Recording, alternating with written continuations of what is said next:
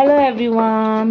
So आज चाहिँ यहाँनिर है हाम्रो घरमा सिजनको नयाँ साग भनौँ, यो चाहिँ लट्टे साग भन्छ यसलाई चाहिँ है। नेपालीमा हाम्रो यहाँनिर गाउँमा चाहिँ लट्टे साग भनिन्छ। तपाईँहरूकोमा चाहिँ खोइ के भन्छ, मलाई याद भएन, तपाईँहरूले कमेन्टमा भन्न सक्नुहुन्छ। यो चाहिँ आज रेडी गर्नुहुँदैछ मेरो दिदीले। सो यहाँ चाहिँ तेल खारेर मसला हालिसक्नु भएको छ दिदीले है। यो चाहिँ एकदम सिम्पल तरिकामा बनिँदैछ। सो प्याज पनि हालिसक्नु भएको छ दिदीले है। यसलाई चाहिँ गोल्डन कलर भइन्जेलसम्म चाहिँ फ्राई गर्ने है। यसलाई चाहिँ यतिको बनाइदिनुहोस् है।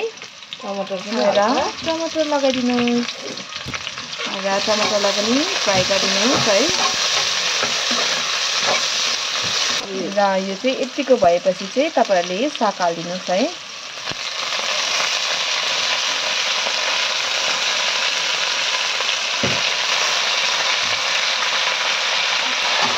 यसलाई चाहिँ मजाले उल्ट्याङ पल्ट्याङ गरेर चाहिँ मजाले चलाइदिनुहोस् है।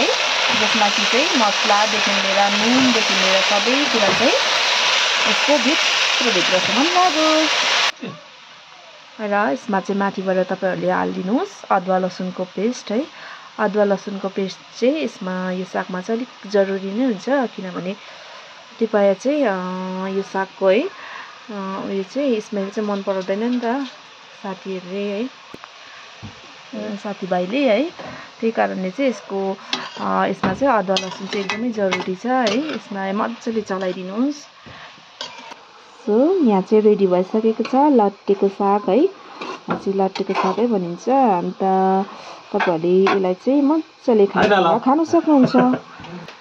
र सबैजनालाई बाई बाई।